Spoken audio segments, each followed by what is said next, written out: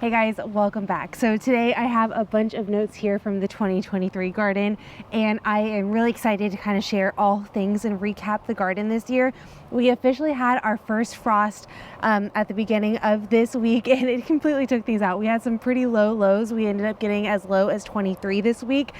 So the only thing that's really still in the garden at this point is bok choy, broccoli, some kale, and a few other little greens. Everything else is pretty much out. I went ahead and harvested my carrots as well. The only thing that really needs to be done is a little bit of weeding and then mulching everything. For the most part, the garden this year is officially over. So I'm really excited to kind of go through the notes today. I do have a few categories and I will kind of put them into time slots down below to where if you're more interested in one than the other, you can kind of just skip ahead. But some things I'm going to talk about today is one, what did I grow? What was all growing back here in the garden this year? Number two is what did I do differently going into the 2023 year? Three is what went well, what didn't well, kind of what exceeded my expectations and what didn't this year. Number four is what was I able to produce and preserve in my backyard homestead in 2023. And then number five is what am I planning to do differently in 2024. And then I'll also kind of just talk about like the timeline of when things got planted and harvested throughout the year. So kind of start things off, I'm just gonna kind of talk about what varieties I have in my space. So starting off with perennials, I did have a few perennials this year completely die, which was kind of shocking. But last December in 2022, we had feel likes of -30 and 40, and I'm pretty sure that's what ended up taking out these few plants. Lavender, hyssop, and rosemary did not come back this year, which was really disappointing. I finally got some good lavender and rosemary, and I've had a ton of hyssop in this space for years. So to see all of those go away was really sad. But perennials that were already out here during that same time period, but did completely fine, were my strawberries, my blueberries, oregano, peppermint, my culinary sage, yarrow, echinacea, onion chives, and thyme. The only new perennial I put into this space this year was my elderberries. I put 2 elderberry plants, so these will produce for me next year. I have black lace and instant karma. I'm really excited about my elderberry plants. I haven't really jumped too much into perennials over the years just because I knew this space was never going to be my forever home, but it's starting to get to the point now where I really just want my perennials. I really want to have that easiness of the garden. Perennials are great. They come back every single year and they're a lot less work. So it's one of those things where I would love to have a bigger perennial space, but we'll get into that on like things I may be going to change about next year. But I'm really just wanting to start dabbling a little bit more. I do plan to take these elderberry plants with me. I'm gonna be that crazy person that's like, all of these plants are coming with me whenever I move from this space. But that's kind of it for a lot of my perennials at the moment. So as far as flowers I had in this space, I had a bunch of different zinnia varieties, and I am officially obsessed with Queen Orange Lime zinnias. The Queen Lime series as a whole, they're just absolutely beautiful. And if you really need just like an easy cut flower or something to add a little bit more pollinator friendly plants around in your garden, zinnias are great. Sunflowers, I did my Goldie Honey Bears, which they're my all-time favorite. This year I did have a volunteer Goldie Honey Bear, and oh my gosh, was it a complete star. It was gorgeous and it just put on a show. I'm really hoping, one thing I did this year was I kept one of my Goldie Honey Bears up, and it still has seeds in there. So I'm hoping that those will kind of overwinter, seed themselves. I'll get some volunteer sunflowers with Goldies again next year. But I also did some like regular tall sunflowers I had in a mix. I did another variety called Paint Box Bouquet. And then I also did Russian Mammoths. And unfortunately, this was not like my best year for sunflowers outside of my volunteer sunflower. But yeah, either way, I also had some German chamomile. I had calendula. Straw flower was a new one for me this year. Same with poppies. I had poppies in a mix, and now I'm obsessed. Next year, I actually plan to grow bread seed poppy. So I was really sad. I had these poppies and I let them go to seed, and I didn't realize they weren't culinary poppies. I didn't realize there was a difference until I started looking up things, and bread seed poppies are where you get the poppy seeds for all those culinary purposes. So I'm growing those next year. And then I also had a drumstick flower, and I loved these. I got a nice little bouquet of them dried, but Jill from Whispering Willow Farm, she actually messaged me because I said that they really clonked out during the heat, and she said she's always had problems with them in Arkansas with heat, so that made a lot of sense. My calendula always clonks out when it comes to like July, once we start to get pretty hot, and I think that's when the drumstick flower really stopped fully producing as well. I would love to give them another chance because they were super fun. As far as tomatoes go, I did my pink bumblebee cherry. This was my 3rd year growing that.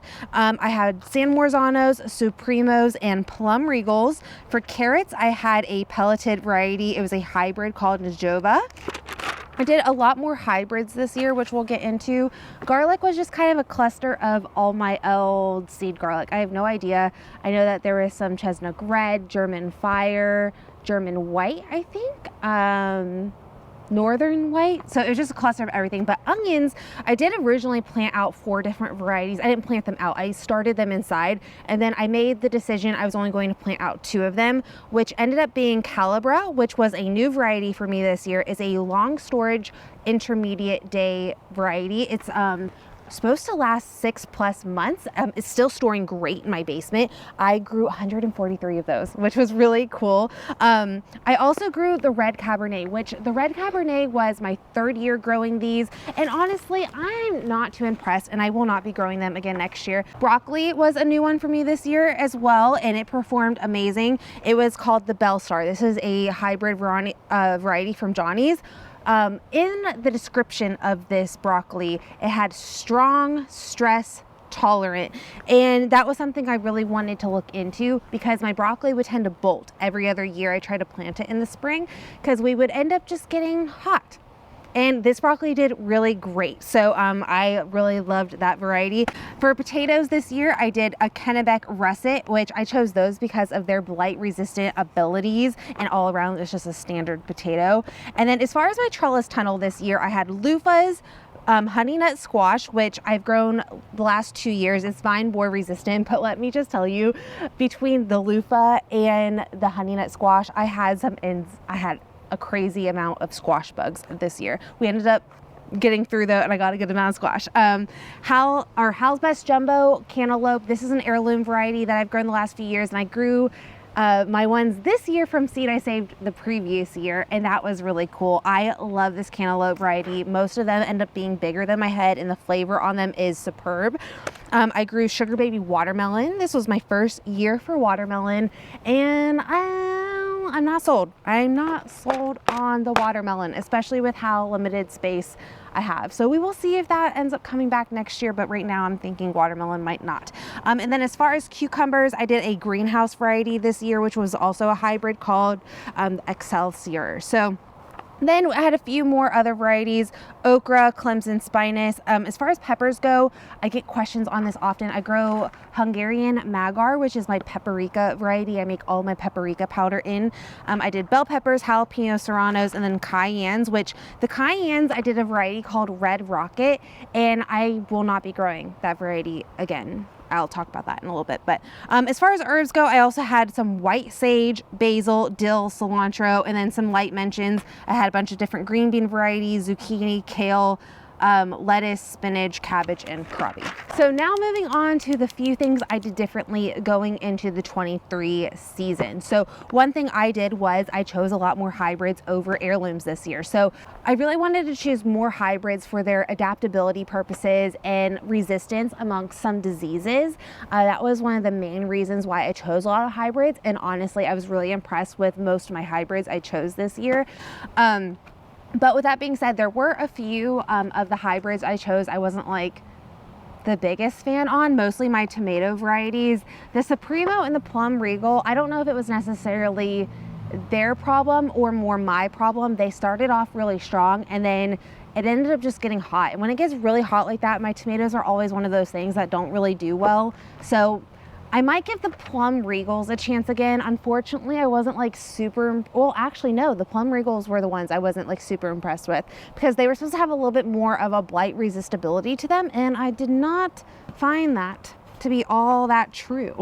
Another thing I swear by this year going into the 2023 season was in February, early February, like first week of February, the moment I could get like the soil worked. I ended up doing a soil test, kind of just to see where my soil was at. And I think that was game changer, to be completely honest. I ended up having a high pH, and then my phosphorus and my potassium were good to go, but my nitrogen was really low. So that just showed me I needed to lower the pH of my soil. And the pH is really important because if your pH is too high or too low, your plant can't absorb the nutrients that it's supposed to absorb correctly.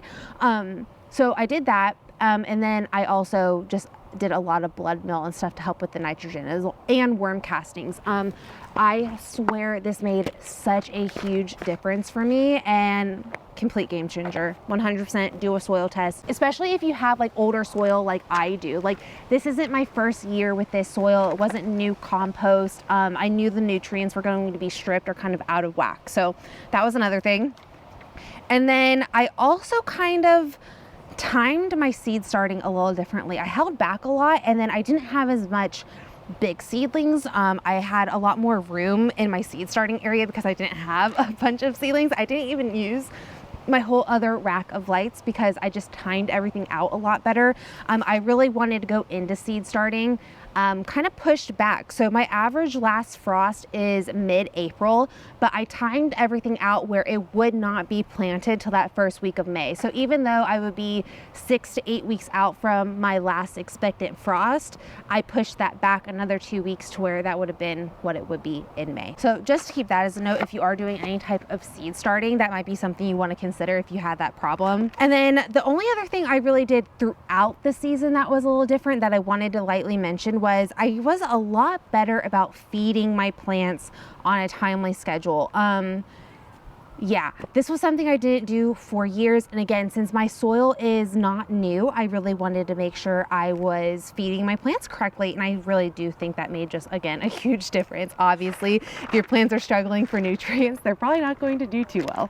Okay, so moving on to what did well, what didn't do well, what kind of exceeded my expectations, what didn't exceed my expectations, and what I was kind of like, about this year. So let's start off with the things that didn't do well, because I'm sure you guys want to hear that first. Green beans, they did absolutely terrible. This was my second year out of my 6 years gardening that green beans just were terrible. I'm really happy. So what I ended up doing was, I think in my September garden tour, I showed you guys what the green beans were looking like, and I told you guys I might pull them. I ended up just leaving them, and I'm really glad I did because I was able to get multiple harvests off of them at the end of September, beginning of October, and I was actually able to get like a full gallon size freezer bag full. So not a total loss, but definitely not happy about the green beans. Zucchini squash went really well, and then vine borer took it out like it always does. So I've pretty much called it quits on zucchini squash. And then okra, I did the Clemson spineless, and I think it was just the area. I honestly had it. I've played around with okra the last 2 years, and I haven't been that successful. I really wanted to do a bunch of pickled okra this year and maybe skip growing okra next year. But I barely got any. I was able to freeze dry a bunch, but as far as canning goes, I wasn't really able to get much from okra. And then cabbage and kohlrabi were pretty much a loss. They were really small. I had them over in my one area where I had all of my other cool weather crops in the spring. And for some reason, those ones just didn't do that great. So those just went to the chickens. They ended up being chicken food. Things I was in the middle about. So watermelon. Watermelon did good. I did the sugar baby variety. But I found watermelon to be kind of hard to figure out when to pick. I would try to like test it by the tendril or to see like when it would get more matte or more shiny, and I felt like there was only 1 or 2 watermelons out of like the 8 I had that weren't like soggy. So I felt like I left the other ones on a little too long. I don't know. It seemed a little complicated with me having a smaller space. I would rather just devote to cantaloupe. Cantaloupe's easy. It detaches itself from the vine when it's ready. So I don't know. I'm not sold on watermelon. The ones I did get though that were good and they tasted really good, amazing. And the other ones just went to my chickens and they were really happy about it. But yeah, peppers this year were kind of one of those things, hit or miss. They did really well until we got really, really hot. And then they were in my sunniest spot of the garden, which is those 2 garden beds where I planted garlic. And I had sun scald issues for some reason. This was like one of the first years I really experienced a lot of sun scald problems once the middle of the gardening season hit. So I really didn't get more than like a handful of bell peppers this year. And then my cayenne variety was another one that got sun scald a lot, but I don't like the cayenne variety. I did that red rocket that I mentioned because the skins on it were really thin. So the red rocket was supposed to be a high producing variety, and I wanted that variety just for the reasoning of having to plant less and having a higher production for my space. I didn't like working with them. With their skins being so thin, I found it really hard to slice them open and de-seed them to make a cayenne powder of any sort. So I'm on the hunt for another cayenne variety. If you guys know of any varieties you really love, please let me know. Tomatoes, again, one of those things that started off super, super strong. Like, I was really impressed by all the tomatoes I was getting off the plants. And then we hit mid-August, and my second wave of tomatoes I would typically get really didn't happen. I've experienced this a handful of years where I will have like my first really good put on set of fruits, and then the rest of the summer kind of just keeps going. And this year was not it. Same with last year. The last 2 years we got really, really hot, I think at the wrong time, and it really affected the way my tomatoes just produced, because when you hit anything over like 95 to 100 consistently for a while, and your tomato plants are flowering a lot, you can have a lot of blossom drop. And I really experienced a lot of non-fruiting. Like my cherry tomato really didn't, my cherry tomatoes really didn't produce much really after July at all. So that was the other one. And then as far as potatoes go, it was definitely my potato year. It was my best potato year so far. But as far as redeeming myself with our potatoes, I don't know if I've really redeemed myself yet. Like, I had a good harvest, and it was on the lower side of what I could have got out of my plants though. I had some decent sized ones. The plants did really good. I chose the Kennebec because of its blight resistibility, and the year prior I had a lot of blight issues with my potatoes, and I had to take them out early. So this year I was able to go the full length with the potatoes, and they did really well. They cured, they tasted amazing, but I don't know if I have enough space where I can really devote to the amount of potatoes I would want to grow. So I don't know. I'm just running out of room, and potatoes are one of those that have just really disappointed me for 3 years now. Okay, so things that have done really well this year. 1, carrots. I did a pelleted carrot seed variety this year, and I swear that was a complete game changer. This was also the first year I did a hybrid variety, but I only was successful with carrots one other year out of the 6 years I have gardened. So I was really impressed by my carrot harvest this year. I was able to put back a good amount of carrots, and I had a good amount fresh as well. Onions were the next one, and I am 100%. I think onions were my favorite thing about 2023. I got beautiful softball sized onions. I got 143 of them, I believe. I wrote this down somewhere.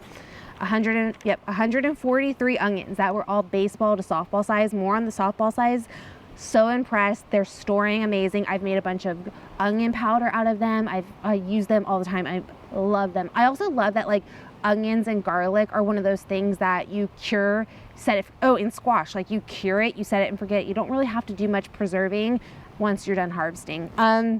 Broccoli, again, loved the Bell Star variety. I got really beautiful heads of broccoli, and I was able to freeze some of it. I would like to have more broccoli than I grew, but I was really happy with the broccoli this year. Loofah did really well. I actually got over 30, I think I got 35 dried on the vine this year.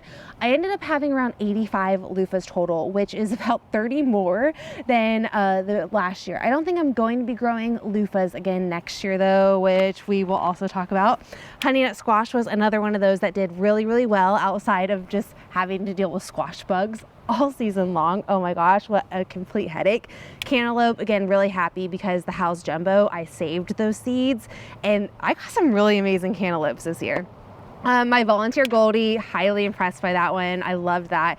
And then my strawberries did really well this year. This was my first year I really got a bunch of strawberries because we built that strawberry cage. And prior to that, squirrels and birds just got my strawberries all the time, and it sucked so much. So I really wanted to make sure this was the year I attempted to try to keep my strawberries for myself.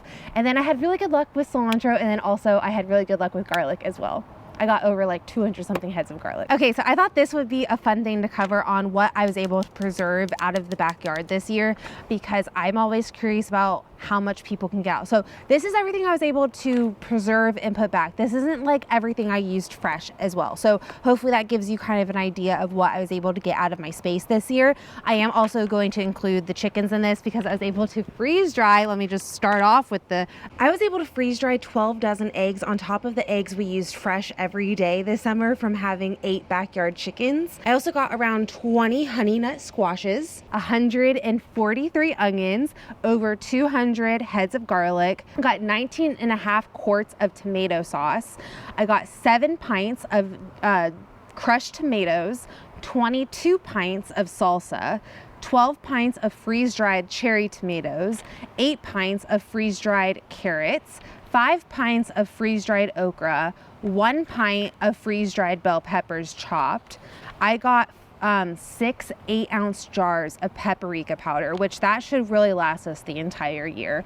3 8-ounce jars of cayenne powder, which will also probably last us clear into next year.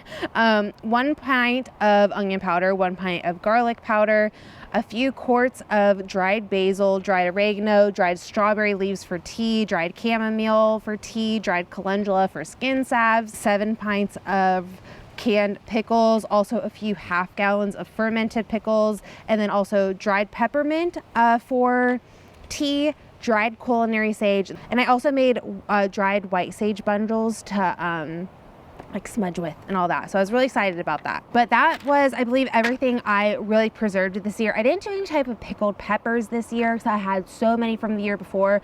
I really wish I was able to get more tomato products than I did, but I was still able to get a good amount with how crappy my second half of the season really was. All right, so one of the last things is, what do I plan on doing differently in 2024?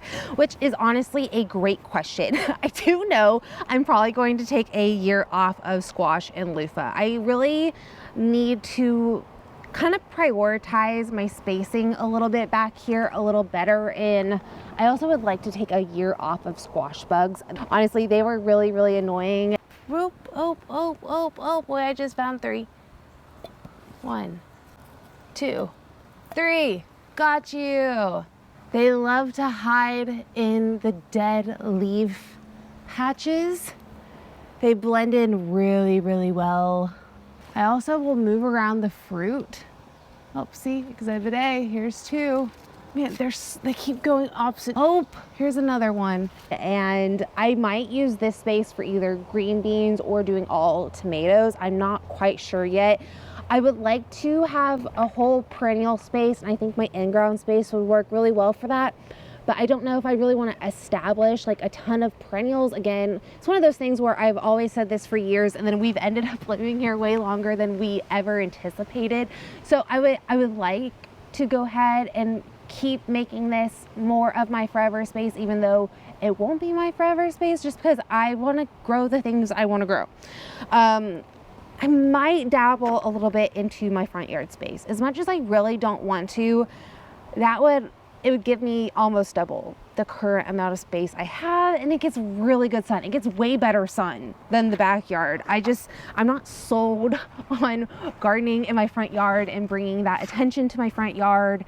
I also just I don't know. I'm not sold on using my front yard, but there is like a whole front space that no matter what, I will maybe making like into like a tea garden or like a perennial space up there for like all different herbs and teas, because that would be a really great space to establish something like that. I have a bunch of catnip over there at the moment, but that's where all of my hyssop died from last year. I'm thinking more just kitchen garden. You can see I've done a lot of staples, especially this last year with like onions, garlic, potatoes, tomatoes, stuff like that. And I like to have a lot of those types of things. And honestly, the onions, the garlic, the potatoes, the squashes, those things that I can cure and not have to worry about right away, I love and I'm obsessed with. I am not like the biggest fan of cucumbers for the reason I feel like I'm pickling every other day and it drives me absolutely crazy.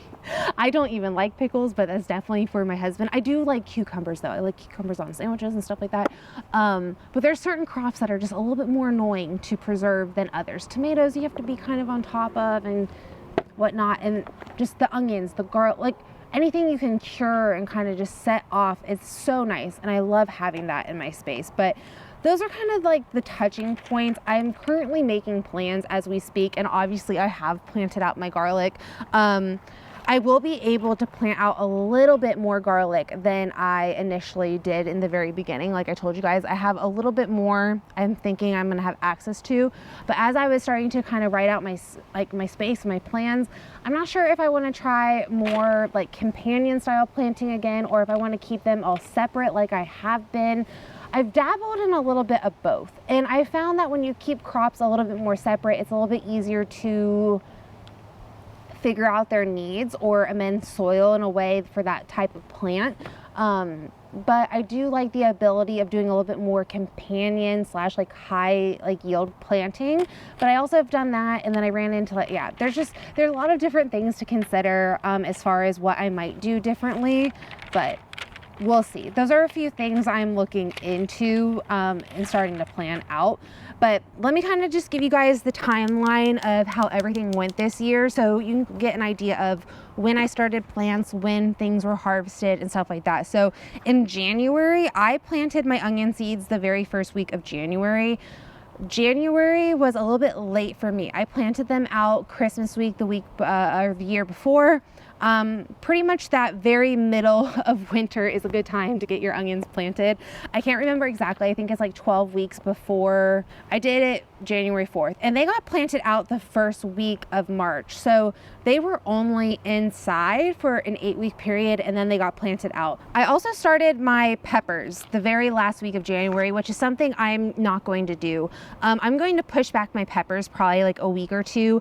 I had that plan this year, and then I jumped the gun, and then I realized I did them in the exact same time frame I did the previous year. Like I mentioned, what I did a little differently going into 2023 was my timing with seedlings. Peppers was the only thing I timed terrible this year.